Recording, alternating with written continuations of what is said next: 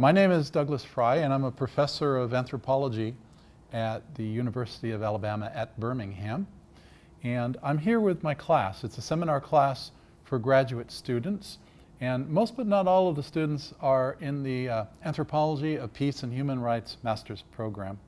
So what we're going to discuss today in the class is how there's a new science of nonviolence that can draw upon anthropological topics such as archaeology and nomadic forager studies, systems, peace systems, and so forth. So what the class is ready to do is to actually ask me some questions as we start this discussion.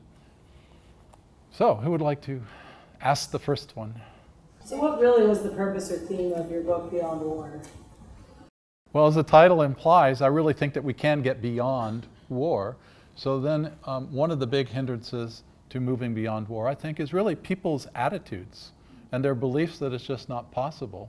So really a theme of Beyond War is that human nature is so vast and flexible, and at the same time, to paraphrase Martin Luther King, it does bend towards peace. I present in the book a series of different arguments, and I draw heavily on the anthropological data to present this case that humans really aren't so nasty after all, that we do have a more positive human nature than many people in our society believe, and that therefore we can move beyond war. So how has the science of nonviolence developed in the decades since Beyond War was published? Well, there's 2 steps forward and 1 step back, I think, meaning that in some way the idea that humans are not so nasty after all, or that we do have a positive potential for peace, that we actually are more cooperative than many people give us credit for. We act pro-socially most of the time, and so on and so forth. I sometimes call this a new paradigm or a new perspective, which certainly has nonviolence at the center, at the core. So I see this as really just a gradual accumulation of data, of information that supports this new perspective on humanity. And it doesn't happen overnight. It's not been happening overnight, but gradually, bit by bit, the corpus of evidence builds in this direction. So, for example, it's not talked about in the book, but there's recent studies from neuroscience which look at people's brains using fMRI data. And what they find is actually when we cooperate with each other, we get a activity in our reward centers of our brain, showing that it's actually positively, emotionally rewarding at a neurological level to cooperate. So that's just like one tidbit of data that supports this. But another answer in response to your question, Caitlin, last year there was a study published by Spanish researchers, Gomez et al., and they did an absolutely wonderful study. They looked at over 1,000 species of mammals, and they calculated what is the homicide rate, so to speak, for over 1,000 different species of mammals. And it turns out to be less than 1%. It's about 0.3%, or 1/3 of 1% of all the deaths across mammals, it's on the average, are due to a within species killing. And that even includes these species who are practicing infanticide, which is a special case of killing in the animal world. But then, of course, the obvious question is, well, how do we humans fit into this? Well, they found some more specific evidence here, too. They looked and they found that species that are social species tend to have a slightly elevated rate of killing, and species that are territorial also have a slightly elevated over this 1/3 of 1%. And for the primates, our order in the natural kingdom, the average across primates was close to 2%. So 2 primate deaths in 100 are due to one animal killing the other, whether it's intentional or accident or infanticide or what have you. So we humans, we fit right into that. We're right on the expected, the phylogenetic expectation. So yes, humans sometimes kill each other. That's not news. We already knew that. But it is gross overstatement to say that we kill each other a whole lot, that we're abnormal in the animal kingdom in the extent that we kill much more than other species. No, we're right on the phylogenetic expectation for our order of primates. And interestingly, the other conclusion they reach, because obviously humans are very flexible as well, is sure, social organization and cultural circumstances affect the rate up and down. So they looked at a lot of archaeological evidence, these same researchers that looked at 1,000 species of mammals. And what they found was that the oldest type of nomadic forager bands, how humans have lived for most of our prehistory, had a nice low expectation of homicide. We're not engaged in a lot of killing, or more killing than expected, even back through prehistory. So, back to Caitlin's question about the change of paradigm and what is the evidence and what's changed, really, is how you phrased it. I remember in the last 10 years or so, studies like this continue to come out, which build on this whole body of evidence that gives a different perspective on humanity. So thank you for that question. Somebody else have a question for me? Casey? In some of your ethnographic research, you talk a little bit about the behavior of rough and tumble play that exists in some peaceful societies as a way of learning how to control aggression.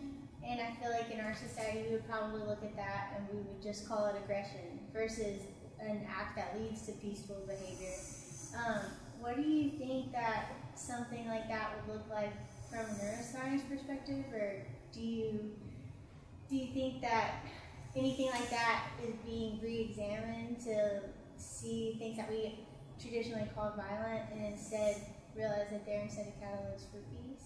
Rough and tumble is ubiquitous in the primates, and there's been a lot of discussion and a lot of ink spent on this one in terms of what is it good for and so forth.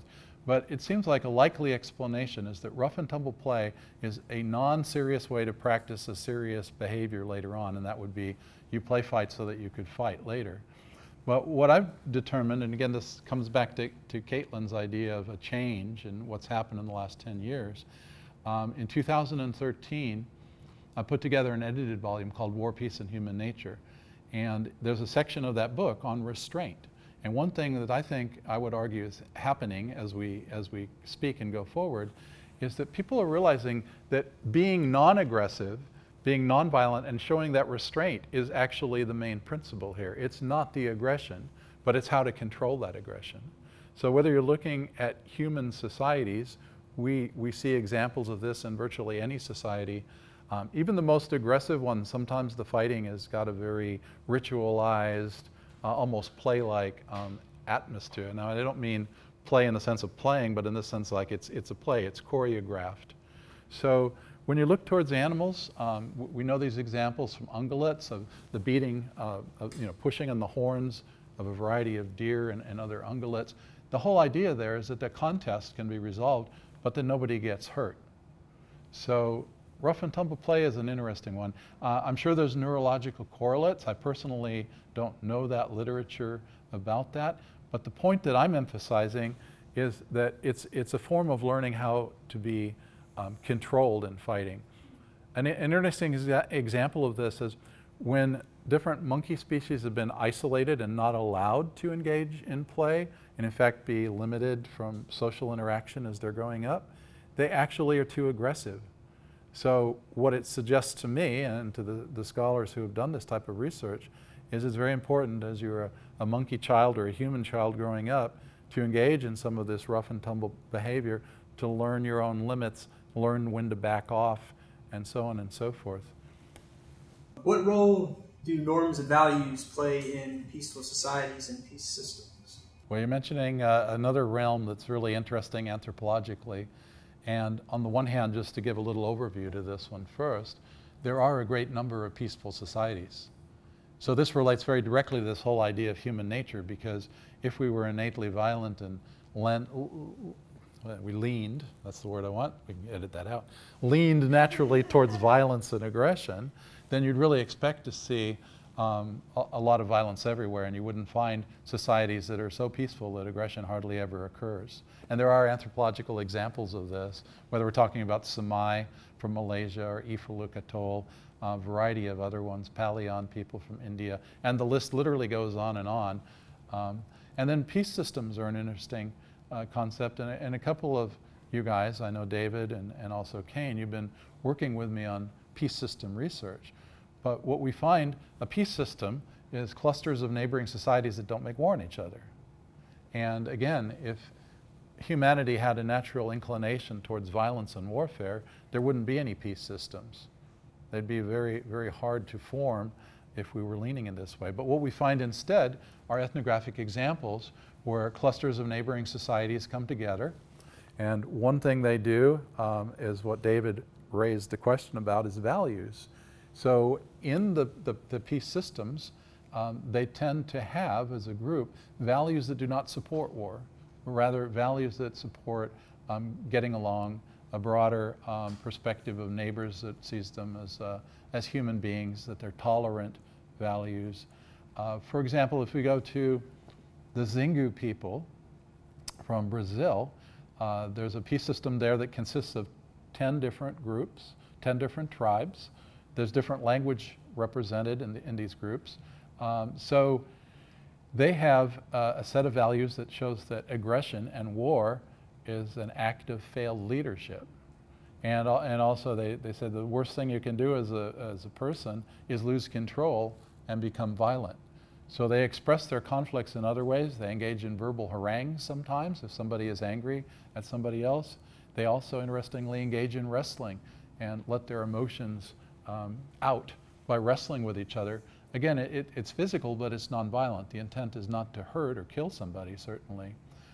So that's a peace system where the values are very well represented, that they actually conceive themselves as morally superior to people like the colonial Portuguese, now Brazilian white people, who do engage in warfare and all types of violence.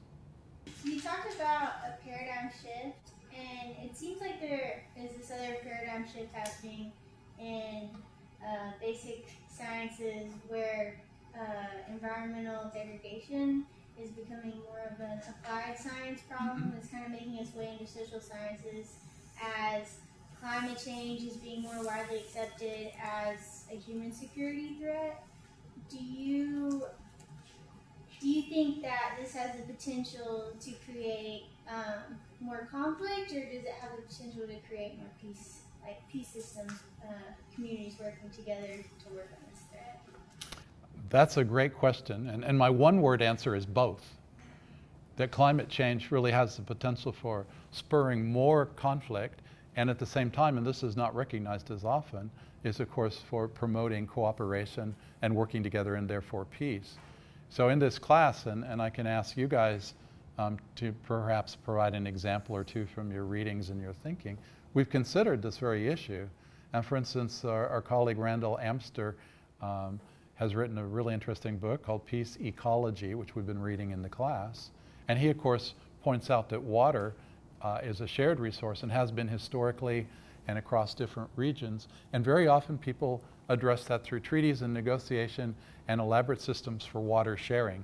And in fact, when you have a scarce or a shared resource, it doesn't always lead to conflict at all. How do you perceive conflict in relationship to climate change or resources? Because it is such a potential human security threat, I think that it has the potential to be a catalyst for peace, because there doesn't really seem to be any other way to resolve it, since air and water, they know no sovereign borders. Well, one thing you said reminded me of the case of the Mardu people from Australia's western desert. And what you see there is the Mardu very clearly understand that they need each other, because the rainfall is so sporadic from one season to the next. Sometimes it's over here and sometimes it's 200 miles over there, and nobody knows where the rains will come this year. With the rains come water holes. With water holes and rain come vegetation. Of course, the animals aren't stupid. They want to eat and have water. They need water, so they come to those areas as well. So the Mardu people and their neighbors also congregate and move over a vast area of this western desert in order to share the resources. So it's another interesting anthropological case, which at first seems counterintuitive to many people in our culture, because we are thinking in terms of, oh, the resources, we want to fight over them, we need to protect our resources and not let others come in. But the problem here, the real, very real human problem, is that you can't do that. You just seal yourself into a patch of dry desert, and you need to move and share. So that's what they do, and Mardu and their neighbors don't engage in warfare, and they don't engage in feuding. And they understand, as the anthropologist says, that this would be suicidal to fight with each other, when instead they can say, okay, you're having a drought over there? Yeah, we have water this year? Of course, come over here. Next year, we'll probably be over in your area if you get the water and we don't. So at a global level, and in terms of thinking of nonviolence and this interesting question that you're raising, once we realize that we have that shared fate, we have that interdependence, that it's more likely. And especially when you have forces, leaders and other people writing and making films and social media putting forth that message, hey look, we're all in the same little boat here, we need to paddle together to get out of this problem. So I think there's some hope, but it's not certain. We have to work on this. It seems like in Beyond War, many of the cross-cultural examples that you look at have values like immaterialism, extreme individuality, and a nomadic lifestyle that helps prevent violent conflict, but is really blatantly absent from the day-to-day lives of people in the industrial world. So I'm wondering how we take these lessons and translate them to our lives and how we promote that in our own actions every day. Yeah, okay, great question again. So in Beyond War, the book that Kane is referring to, I discussed the nomadic foragers quite a lot. And the reason for doing that, though there's different reasons for doing it, but one is the nomadic foraging social organization is, it goes way back, you know, hundreds of thousands, millions of years even. You could say that the whole genus Homo has been on the planet for about 2 million years, and they have lived in some form or another of the nomadic foraging, hunting type of lifestyle. So the idea is that if you want to gain some insights about human nature, about the human past, it would be very useful to study this type of rather simple nomadic social organization. And what we find then, to make generalizations, and it's possible to do this because you see the same patterns reflected around the world when you read descriptions of these cultures, you find that they tend to be very egalitarian overall. They have an ethos of equality. And in fact, the social order is very egalitarian. Nobody has the power to give orders or enforce commands on others. And Kane mentioned individuality. When the nomadic forager researchers usually put a fancy jargon term of autonomy or personal autonomy on that. And what it means is, in terms of conflict, if somebody has a problem with other members of the band, they're likely just to pack up their few possessions and walk off, either by themselves or with their family. Maybe it's for the day, maybe it's for several weeks, or maybe it's more or less permanently, or a year or whatever. So they separate, they vote with their feet as a mechanism for dealing with conflict. So I make a big deal about the nomadic foragers for another reason, and that is, as a type of society, they're not warlike. Now you can find some exceptions ethnographically, and maybe they've been influenced in some cases by pastoralists. For instance, they will sometimes in East Africa fight with pastoralist groups. But as a group, and traditionally when there were basically only nomadic foragers, what is the point of fighting over something? So there's a lack of motivation. And we go into this in more detail in thinking about foragers.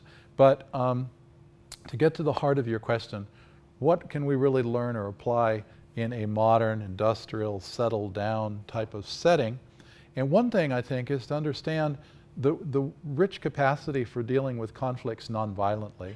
So this loops back into the science of nonviolence, because what we find, and it varies culture to culture, we find a whole series of mechanisms that nomadic foragers, and in fact people in any culture, use to deal with conflicts nonviolently. And we take these things for granted. So, you know, if someone in your family were to be murdered, chances are you're not going to go try to kill the person who killed your family member. You understand, you call the police, there's a judicial system. If the murderer is apprehended, they have a right to a trial, and so on and so forth. This is a sense providing justice or conflict resolution in a state system. But of course, not all societies have a state organization. So people talk it out. They have moots, they have the council of the elders, they have tribal councils. They come together and they talk it out. Usually elders are important, which is interesting because you know, in our modern Western societies, elders are not so much valued for their opinion or their wisdom, but in traditional societies, including these nomadic foragers, elders well, a lot less of them, you know, but they're really valued for their experience and the way to deal with things. So we didn't see in this class, but perhaps some of you have been in a different class where I showed a film about the foragers. It was called The Meat Fight, and the title of that film, as you might remember, was a misnomer because actually there was no fight at all, and this exactly makes the point. There was a headman from one tribe, and he helped to deal with a dispute between members of two other bands in this situation. And basically they talked it out. And at one point, one of the elders says, this is not right. We can handle this peacefully. We need to follow the rules. So right away, there's rules, there's norms. Back to David's questions, there's values, that it's not right to fight. So the nomadic foragers and other societies, I think, open up our eyes to the fact that most of us deal with conflicts nonviolently, sometimes effectively, sometimes not, but there's mechanisms to deal with conflicts beyond just fighting. So that's one valuable lesson. So for someone like me who comes from outside the program, you know, this is stuff that I likely might never have heard of. And so my question to you is, you know, your book is great, but how do we, you know, get this information to people who aren't going to know where to look for it, you know, not know to look up Beyond War? You know, how do you reach the average person with this information?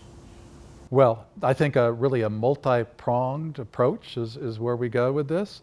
One thing is my teaching here. I'm teaching you guys, as you just said, you probably never would have heard of hunter-gatherers and peace systems and thought about some of these human nature questions and so forth. So you have your own mind and your own life and your abilities. You're going to perhaps go out and share this with people, do your own writing and your own activities that sort of challenge the existing paradigm and put forth a more positive, nonviolent, pro-social view of human nature and how we can behave in our societies and in our globalized world. So that's just one thing.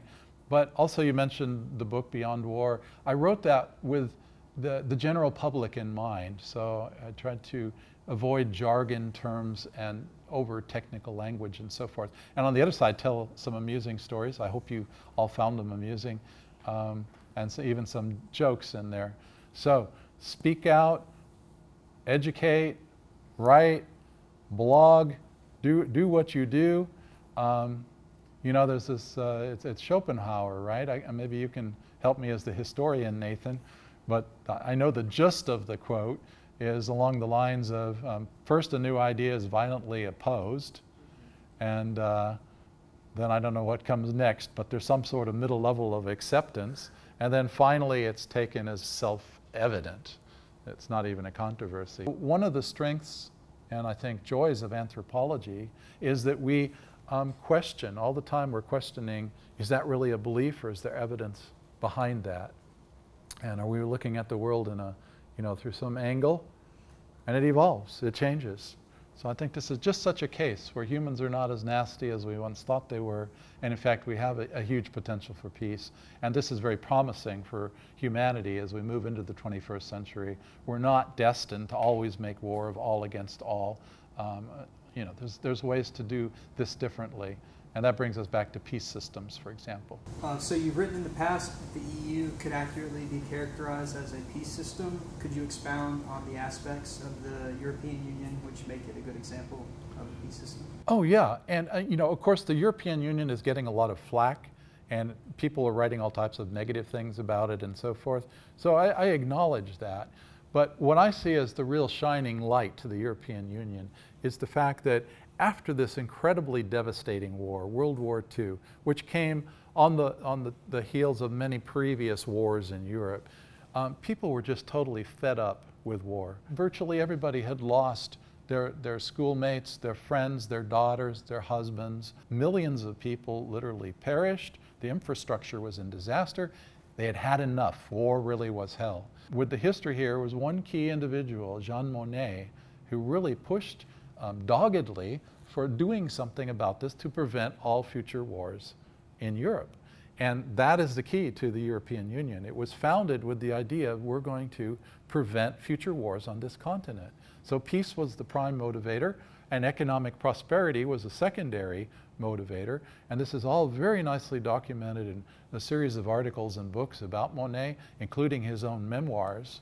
But he had this key idea: we need to form an overall, an overarching sense of governance. And just like in the United States, if you think back about our United States history, we did the same thing way back when, forming the federal union. So it was in some sense, you know, a copying of a tried and true idea. You bring disparate countries or disparate societies together under an overarching authority, an overarching governance. You develop a larger identity over time, where people in Europe now, can't speak for all of them, right? But a solid majority of people perceive themselves as Finns and Europeans, or French and European, Spanish and European. So this higher level of European identity is developing as we speak, literally. So these are all implications of a peace system that's very important. And the European Union, of course, shows that we have peace systems that can be carefully planned and historically documented and implemented in our political world today. So they're not just anthropological oddities that you would go down to Brazil and find 10 tribes who've managed to construct a peace system and they don't make war with each other. No, you can look to Europe, and they've constructed a peace system there. So thank you for raising the question of the European Union. It's, I think, a very important example. Why don't we just see if there's some messages you would like to get out there regarding nonviolence or some related topics. Caitlin, I'm sure you have some ideas. I think that to have examples and like to be reading about all these people and all these movements that have worked successfully on a nonviolent scale is really great. And I think that that gives us hope to be able to implement our ideals further, because we all have different interests that are connected over this umbrella in our program. And so we all have this interconnectedness through that. Like, I want to implement my piece through law and legal advocacy for people who would not otherwise be able to attain that. And so I think, like with Casey wanting to say, like, peace apology, and like being able to implement that right now, like on a political level. So we each have our own like goals. I think it's great that we're all going about it in a different way and carrying that nonviolence with us in our daily lives. I think an important thing that I've learned throughout this course, as well as the program more generally, is an answer to a lot of myths that seem to be present in the general consciousness of our society generally. Things like it's impossible to eliminate war. We've learned arguments against the idea that war is in our genes, and that we've always had war as a cultural phenomenon. Also, ideas like some wars are good and war is being good for the economy. We've tackled and wrestled with ideas like that, and I believe that we've come to some useful conclusions based on these questions. I agree with that. I think all throughout our education we're told that we need to learn history. If not, we're doomed to repeat it. But we learn it from a more narrow perspective, and that leaves a lot of room for bias. But I feel like kind of what we're doing here with peace studies is it's more interdisciplinary. So we're learning from anthropology, we're learning from evolution, ethology, primatology, science, and we're integrating it all in together, and that gives us a greater view of all of our history. Gives us a more stable, detailed starting point when it comes to resolving conflict and looking for sustainable peace solutions. And I think the really big takeaway message for me is that we learn that conflict and culture and society, they're all human created, so they can be human resolved. And if we think that they aren't human created and that it's just something that's always existed, then we don't seek resolutions to things like war. I think the science aspect that you bring in, using this data, for someone like me who doesn't, come from a place of understanding about any of this, for that kind of stuff to be present in what we've read, what we've talked about in class, has been so huge for me to just form an understanding of it and to be able to take that understanding and turn it into acceptance. Like, come from a place where, as people have said, like, we are taught that war is nature and that, you know, it's impossible to not have war. For someone like me who is a definitively war historian, like, this is what I do. And for me to take that background and then, like, this class to help flip that on its head has been such a big thing for me this semester. I really enjoyed it, really appreciate it. So happy to hear it. Yeah. Thank you. Well, I want to thank my class for really taking part of this and asking me some challenging questions and also sharing some really poignant observations. The theme we started with and we've explored in different ways is the science of nonviolence, really from anthropological perspectives. And I just want to say that this is an exciting field of endeavor, and it also has real relevance to the world today. So in conjunction with the evidence coming out of other fields like neurology and primatology, we're really re-questioning what it means to be human. And as a closing thought, I think it's very exciting that we have a new paradigm which is really emphasizing this human potential for peace.